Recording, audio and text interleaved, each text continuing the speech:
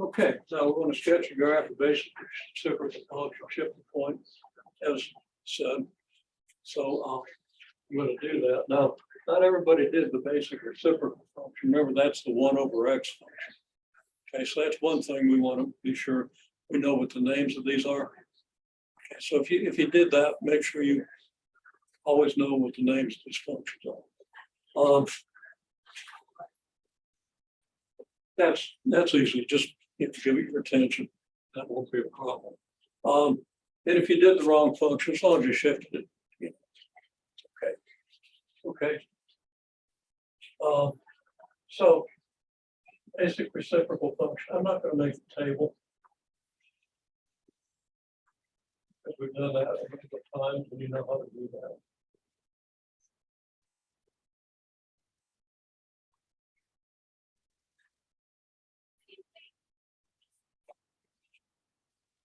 So I'm going to extend my graph a bit.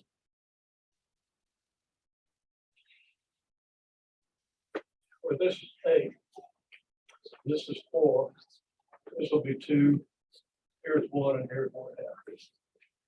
Okay? Because I'm going to need to shift this stuff.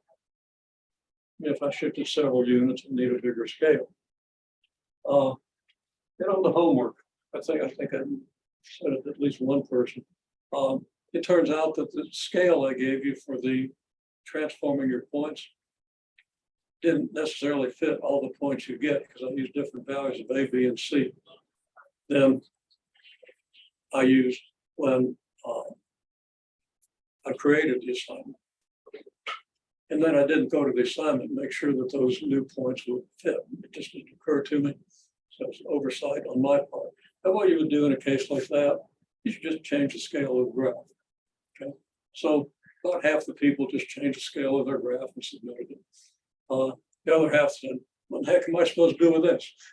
Okay. Actually, wait a minute, was that assignment?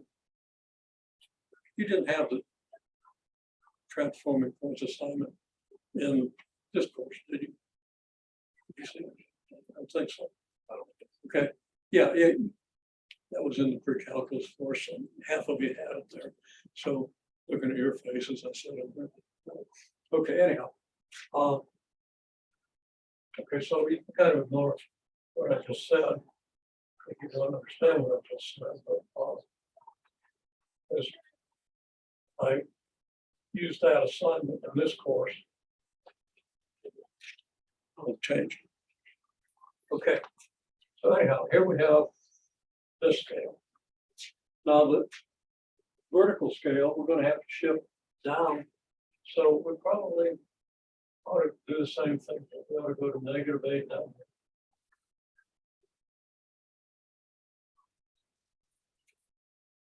And here's -4. This would be -2, -1, -1/2. And similarly,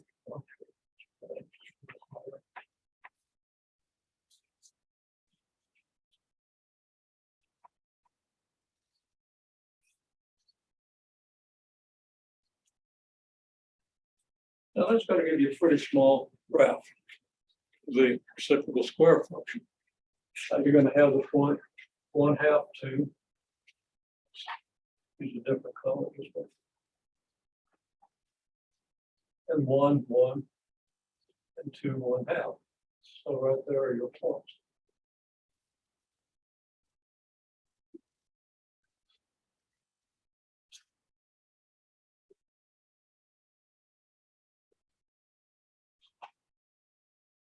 Our graph's going to look something like this. It's a familiar graph. We know what it looks like.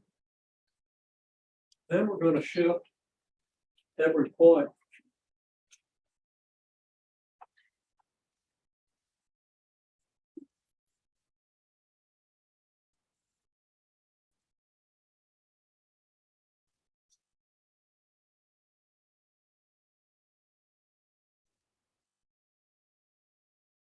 Use some colors there.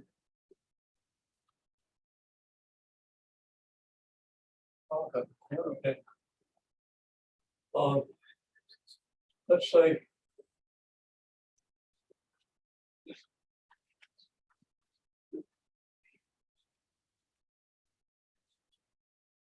5 units horizontally. So we'll do that first. And that means we're going to take this point and move it over 5 units.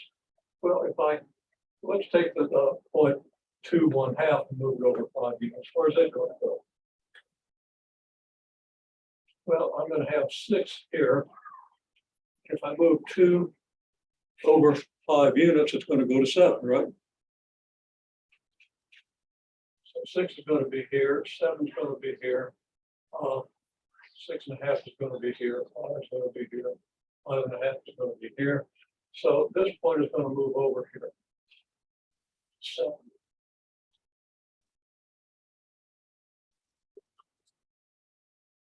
And this point is going to move over, for x equals 1, we're going to move over 6 units.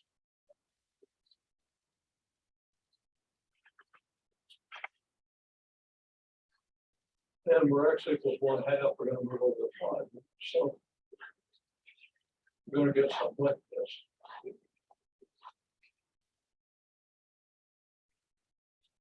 I guess it's about 5 units. And the points that I'm going to get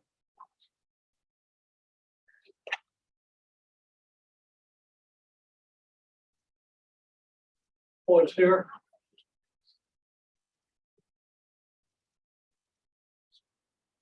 are 1/2 2. 1/2 2 is going to go over to the point 1/2.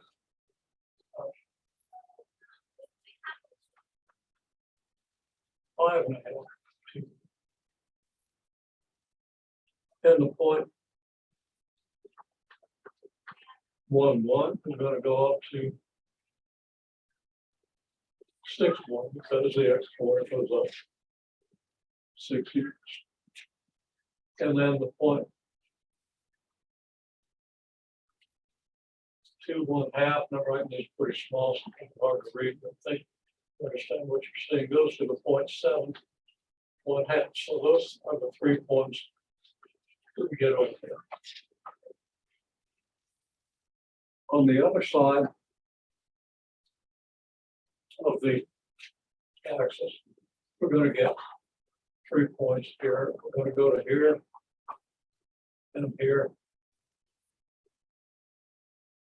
and here. I'm not going to actually label those points.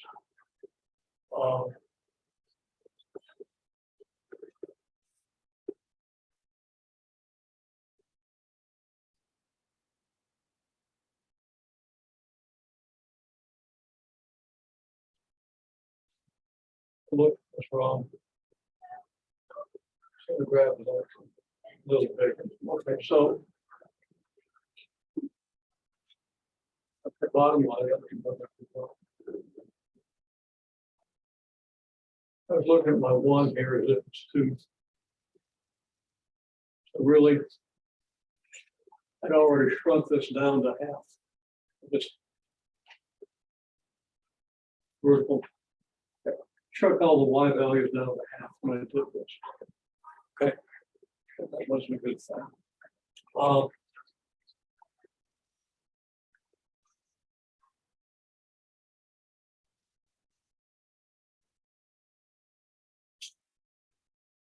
Here's down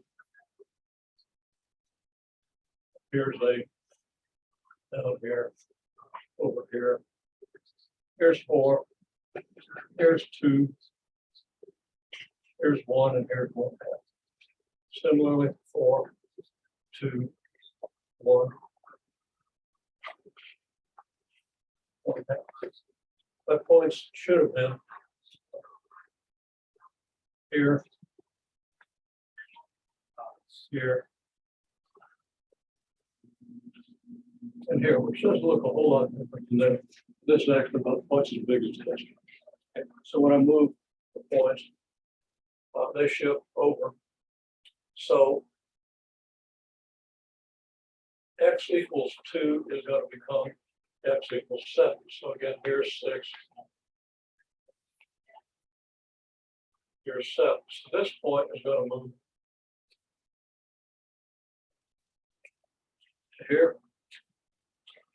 This point is going to move over to where x equals 6. It'll be here. At this point, it's going to move over to where X equals 5.5. Here's 5, here's 5.5. So it'll be like this. Still looks similar to what I had there, but smaller. Okay. I'm only going to do this quadrant, and then I'm just going to draw what happens in the other quadrant. Okay, without going into detail in the other quadrant. Here's 2. -2. Here's -2. So the graph is going to go something like here, here. Then when you shift it over, it's going to come over from -2 to 4, which is here. And I'm going to go here, here, and here. Do that for a moment. It's going to end up looking like this. And the important thing I want to note here is that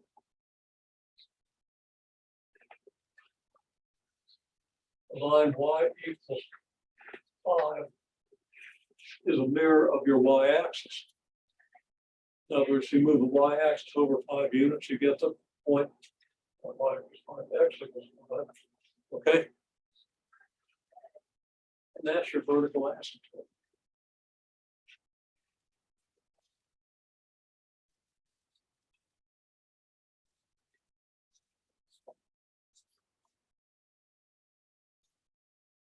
You have a horizontal asymptote, because if this thing continues, it'll continue on getting closer and closer to the x-axis. You're taking the reciprocal of bigger and bigger numbers. And the same thing's going to happen over here.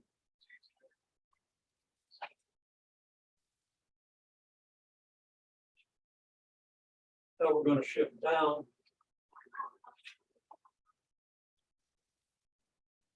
How far can we go? 6, we can't wait about 6.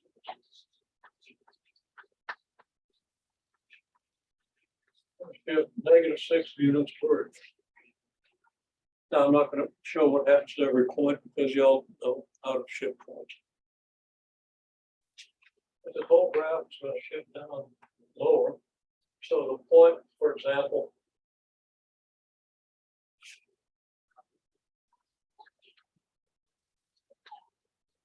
let's just trace 1/2 2.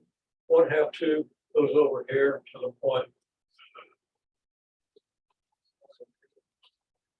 5.5 2.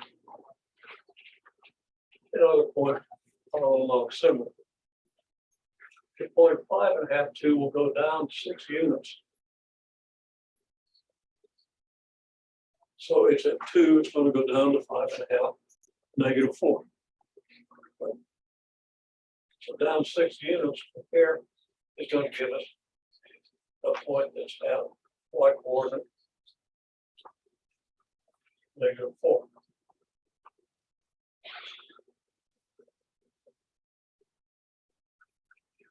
So that'll be here. That corresponds to this point.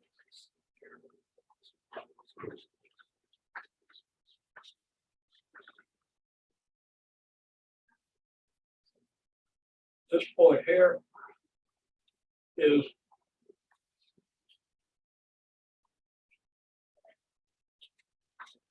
seven 1/2. That's going to go down to 7 -5.5. Subtract, move 1/2 down 6 units, you're going to go to -5.5.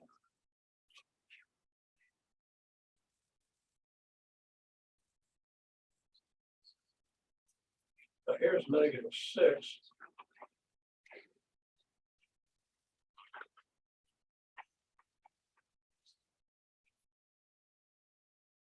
And so this point is going to go all the way down to here.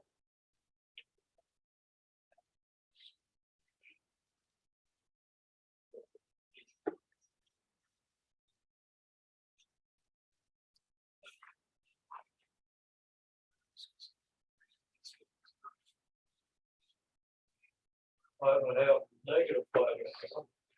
course, your point in the middle here. Let's see what that shifts to. But you get a curve just like this one, but it's down here. And the thing I really want to point out here now is that this curve is still asymptotic to the line x equals 5.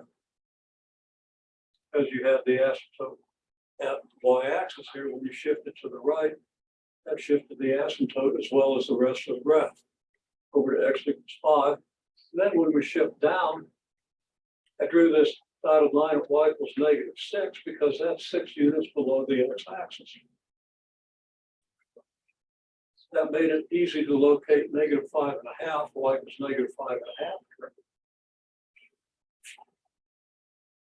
And if you do this, you're going to see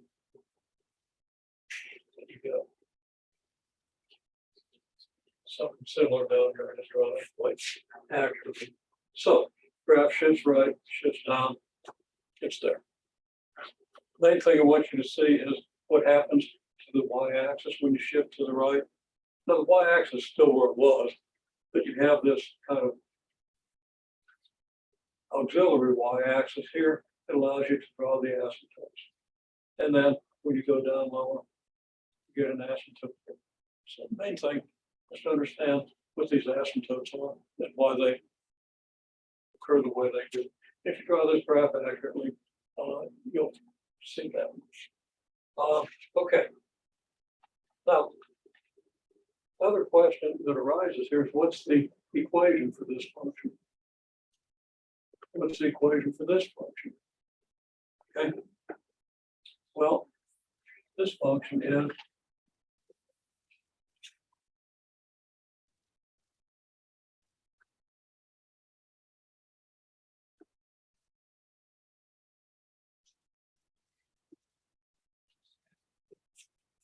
y equals 1 over x minus 5.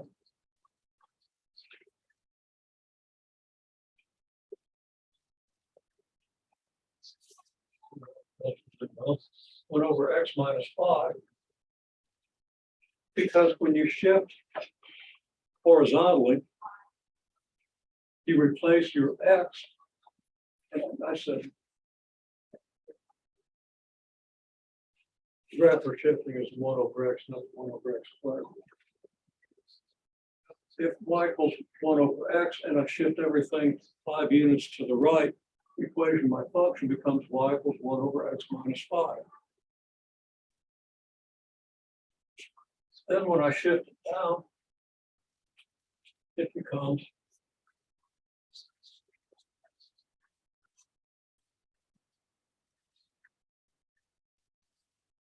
y equals 1 over x minus 5 minus 6. Because the y coordinate all becomes 6 units less. Now let's verify that.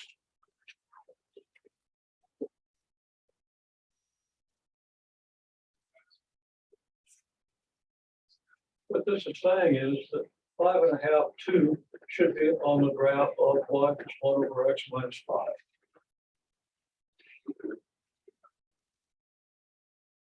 So to make this believable,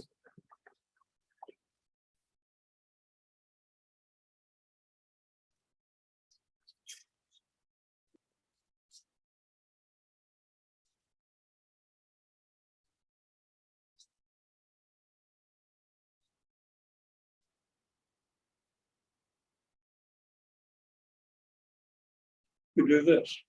So I want you to plug in x equals 5.5. Plug in here and see if you don't get 2. And then to answer this question is the point 5.5 negative 5.5.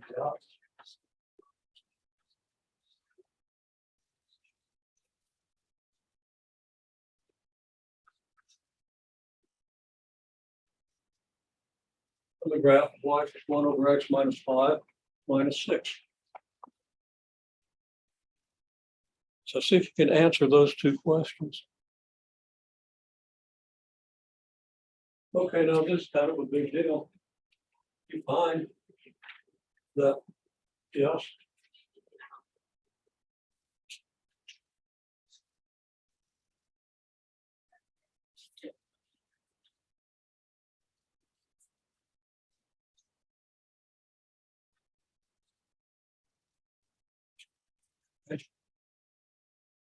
So, well, there's your X value. X is 5.5.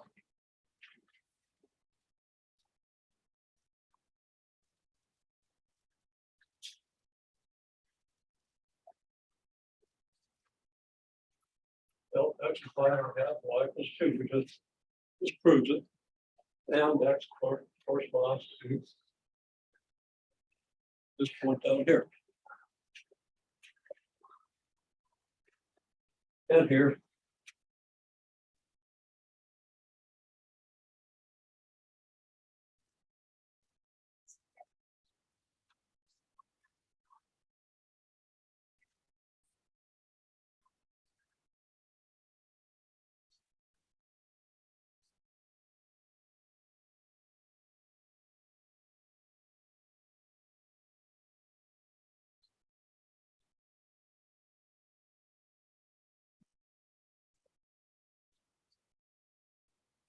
So we do this calculation, which shows that X is 5.5 for the blue function. And we get, after shifting 5 units to the right, 6 units down, completely matches what we get here. And if you really want to convince yourself, do that with the other 3 or 5 points. Okay, you probably don't need to, because that should at least confirm to you that to shift 5 units to the right, you got to replace X by X minus 5, not X plus 5.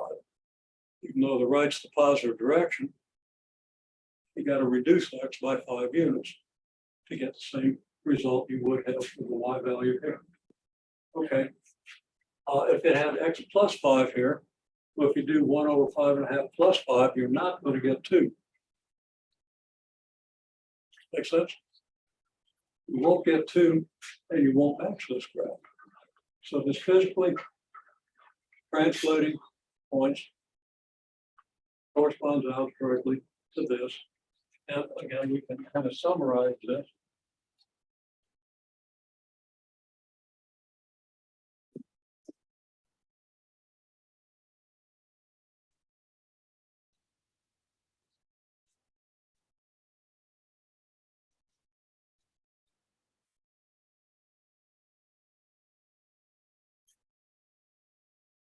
F of X moved H units horizontally.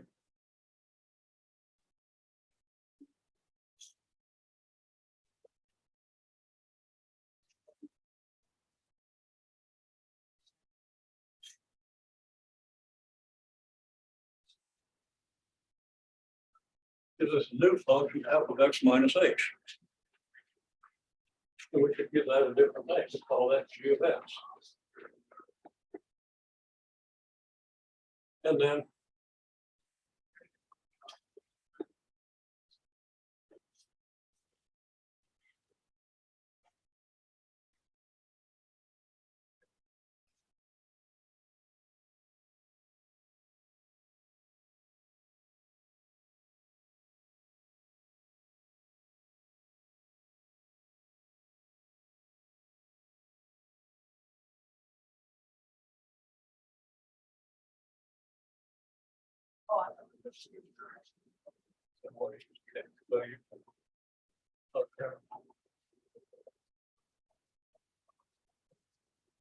use any letter we want.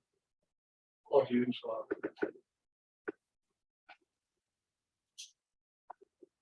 S.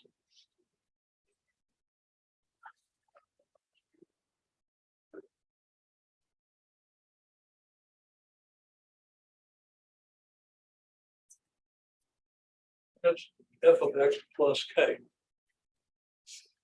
And why we have a plus here when we had a minus here? It's because when we moved 6 units down, we moved -6 units. And if I add -6, it's the same as subtracting 6.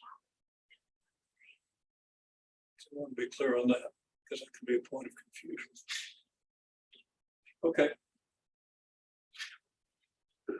It's a big deal. There's the other transformation where we multiply all the points of all the y coordinates by some number, a vertical stretch. So we'll look at that later. Okay.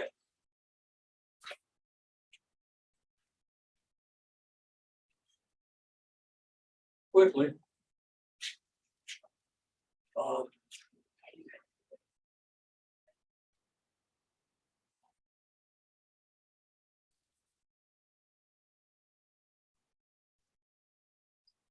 We've got 13 over 3 plus 9 over 5. To add these, we can't add thirds and fifths. We have to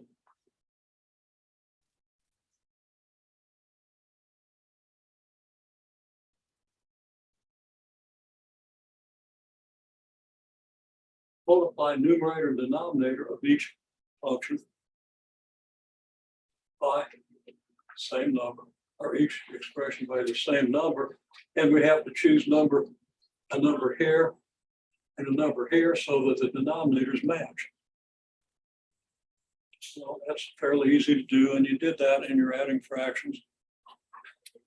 But if you didn't get that, because some people still want to add the numerators, add the denominators, you get 22 over 8, and that isn't that one, okay? So review what we said last time. When you do this, multiply the numerator and denominator by 5, you're really multiplying by 1. You're multiplying by 5 over 5. So we have then, in this case, 65 over 15 plus 27 over 15. And that adds up to 92 over 15. And that's not going to be 92 is not a multiple of 3, it's not a multiple of 5. So I'm going to leave it at that. Okay. Now, let's take 6 to the negative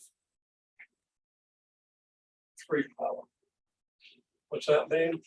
It's 1 over 6 to the third, which is 1 over 216. You might not know off the top of your head that 6 to the third is 216. But when you've been doing the arithmetic as long as I have, it's kind of second nature. You know, squares and cubes and numbers. The result of thousands just comes in handy. Eventually, I'll start forgetting these things. Okay. And maybe about the time I turn 40, my mind will start deteriorating. I think it did. Okay, well, anyhow, you got this. Then you have x squared over y cubed to the negative a. Let's say a was 7. It would be x squared over y cubed to the negative 7. So this then equals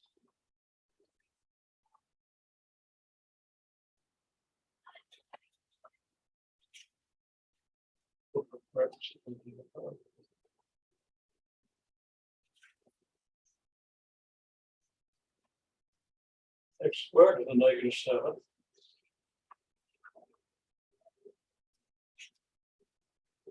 over y cubed to the negative 7, which would then be x to the 2 times negative 7 over y to the 3 times negative 7, which is then going to be x to the negative 14th over y to the negative 21st. Now that gets a little complicated. That would be 1 over x to the 14th over 1 over y to the negative 21st. What the negative exponents tell you. Well, that's the same as 1 over x to the 14th times y to the 21st. It's not 1 over y to the negative 21st, but 1 over y to the 21st. Y to the 21st over 1. Because when you divide two fractions, you multiply by the reciprocal of the denominator. Okay? And of course, that's fundamental fractions. Review that. I think you've seen that in the assignments. That gives you y to the 21st over x to the 14th. Just using rules for fractions. Another way of expressing this, depending on what you're asked for, this would be the result expressed with no negative exponents. All the exponents are positive. It could also be written as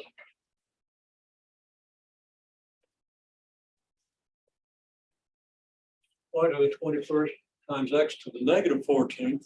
This would be the form where you don't have denominators. There are advantages to both. You don't have any negative exponents here, but you got a denominator. You don't have any denominator here, but you got a negative exponent. You can't have it both ways.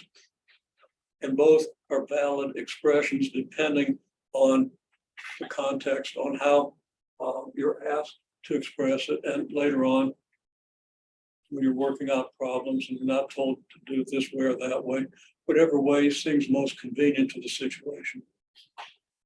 And if it turns out not to be as convenient as you thought, you can always switch it. You just have to get used to the negative exponents. Okay.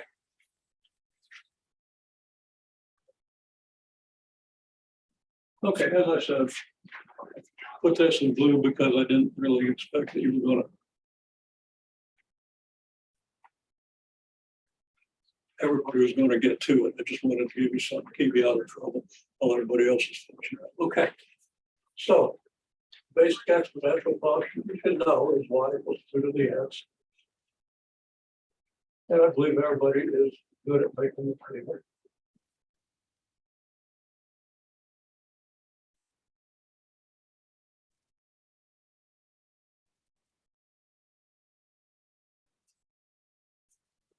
And there's the table.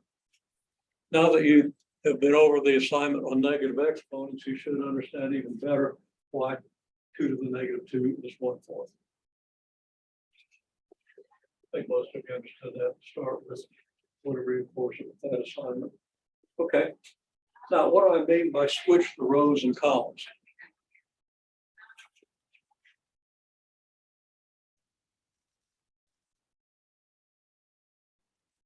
And I said switch the rows and columns.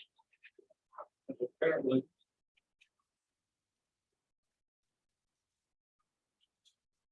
and we have rows and columns.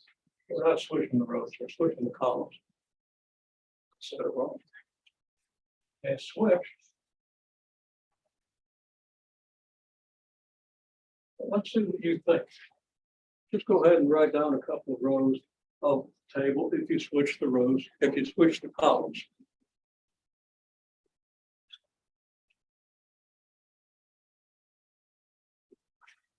Okay. Most of you, I think, did the simplest thing. Some of you got creative on it. Okay. But when I say switch the columns, and remember I said rows and columns and that confused to start with. But when I switch the columns, well, this column reads 1/4, 1/2, 1, 2, 4. Okay. And this column, if it's over here, it's going to switch over there, it's going to read -2, -1, 0, 1, 2. So the simplest possible thing. We say switch the columns, we just take this column and put it over here and this column and put it over there. Okay, now construct a graph. Sketch me a simple graph. You can use the one thing you're going to have to do, and I'll just kind of alert you of this if you don't set up a graph usually. Notice that our x values go all the way up to 4. So we're going to probably have to start with 4 out here. The y values go from -2 to 2, so we can put -2 here and 2 here. In other words, the domain of this function goes only out as far as x equals 4. The range is within the interval from -2 to 2. Also, the domain doesn't have any negative numbers, so I didn't really need much of this. I put it there anyway.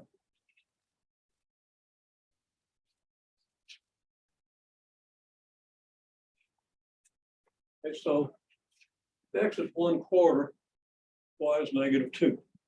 Now that means we got to find where x equals 1/4 on this graph. Okay. So, and if you're still writing, you probably want to go ahead and focus on what I'm going to show you here. Okay, so we got 4 here. We need an x equals 1/4. Where in the world is that? Well, 4 is out here. 2's here. 1's here. Divide that interval in half, we get 1/2. Divide that in half, we get 1/4.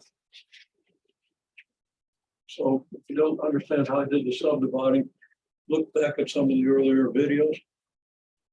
We get the essential stuff there. I don't label the 1/2 and 1/4, although I could. Here's 1/2.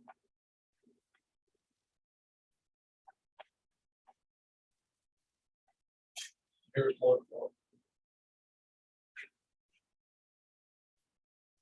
Okay, when x is 1/4, y is -2. Well, when x is 1/4, this dotted line indicates points where x equals 1/4. If then y equals -2, here's where y equals -2. So here's where x equals 1/4. Here's where y equals -2. And where those two lines intersect, we get a point on the graph. So there's the first point. Most of you did a good job with most. If you didn't, make sure you understand. Okay, -1. Y equals -1 will correspond to x equals 1/2. So I've got x equals 1/2 here. And y equals -1 here. So right here's a x equals 1, y equals 0. Well, x equals 1 above and below this point, y equals 0 on the x-axis. So clearly that point is here. And then y equals 1 when x equals 2.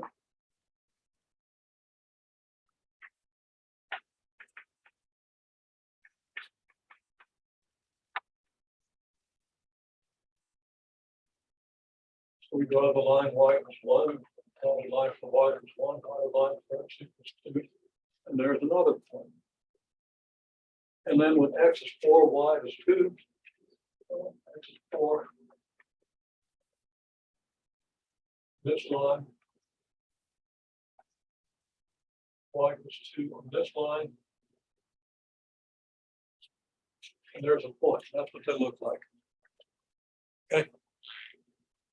So the graph didn't look like that.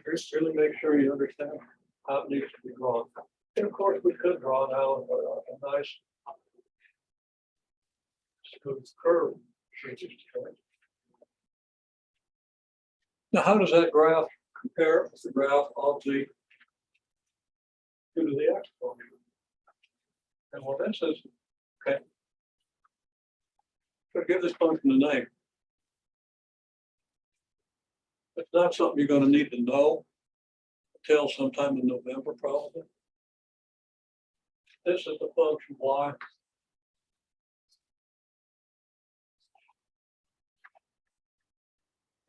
Log base 2 of x. Logs are inverse to exponential functions. To do an inverse function, you got a table, you just switch the columns. That's for any function. X's become y's and y's become x's. So take a note down here.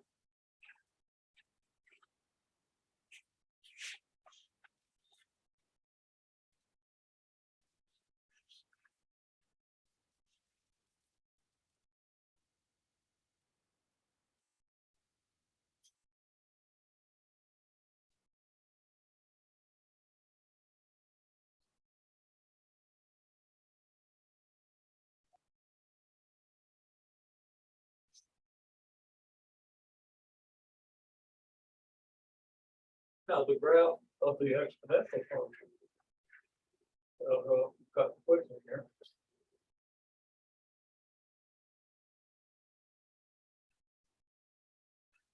for swap runs.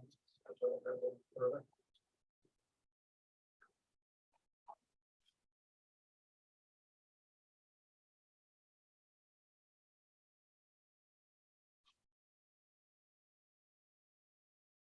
Remember the graph of your exponential function, but you, again, need to be able to draw quickly and with reasonable accuracy.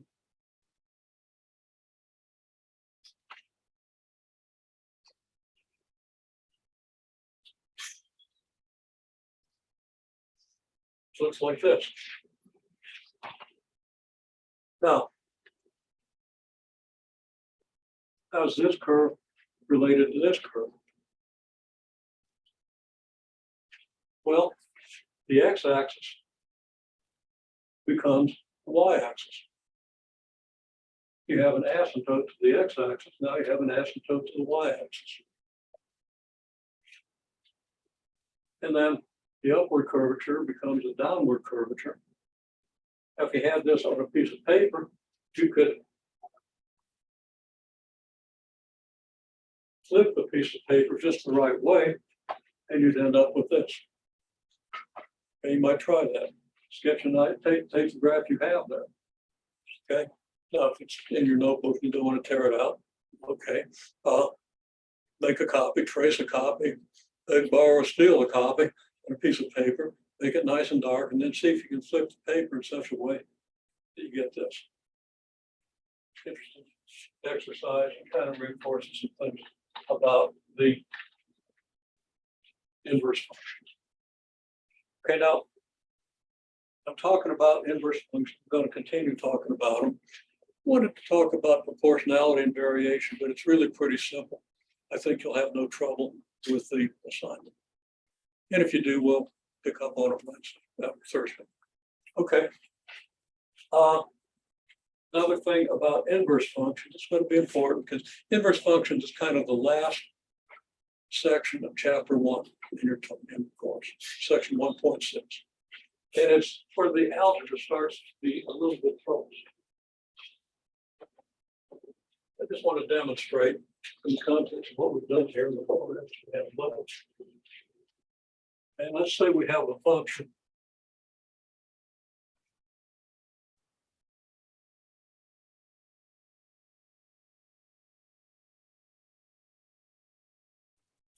Y equals f of x equals 3x minus 6. Okay. So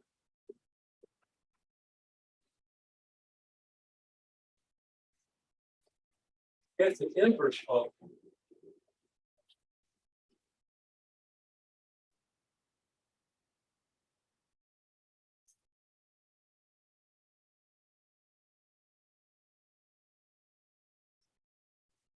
Switch x and y, then solve for y. So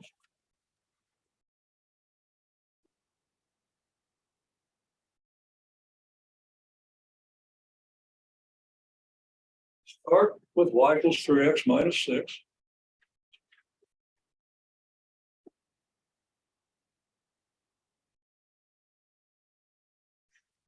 Switch x and y. We get x equals 3y minus 6.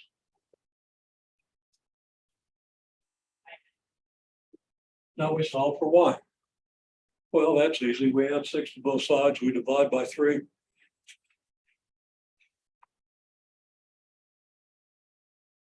I'm just going to write it down.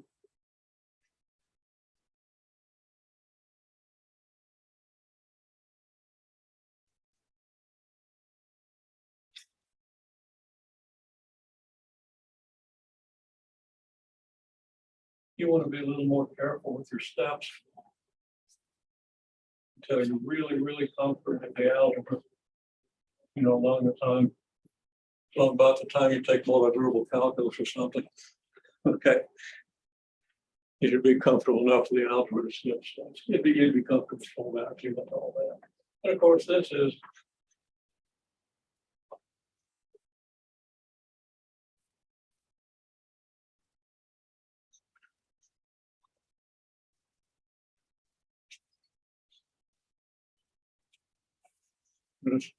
Press my writing a little bit more before I got there.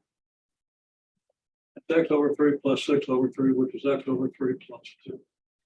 So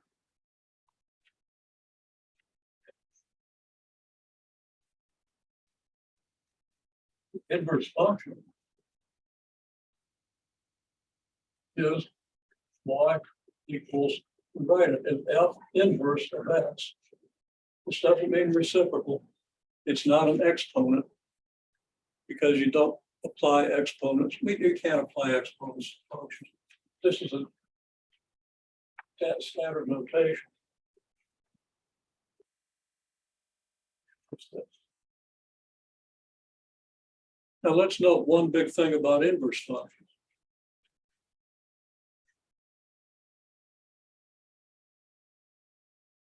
Note that f of f inverse of x equals, well, x here in f of x has been replaced by f inverse of x. So that's going to be 3 times f inverse of x minus 6, which is 3 times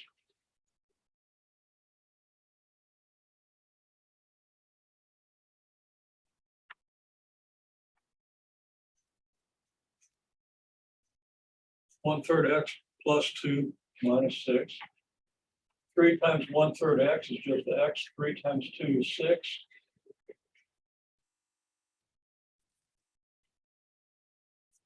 And when we do f of f inverse of x, we get just x. I did that kind of quickly, and I'll note that you did do real well here on the assignment and composite functions. So you really should take another look at that, because you're going to have to do it. It's in section 1.5, I think. So it's coming up, whether you're in my class or somebody else's class or a class you're going to take in spring. Okay. So you want to try to get that straight. You want to take another look, because most people only got through the 3 problems that just ask you to look at a video and say you did it. Okay. And look back at what we did in class here. Okay.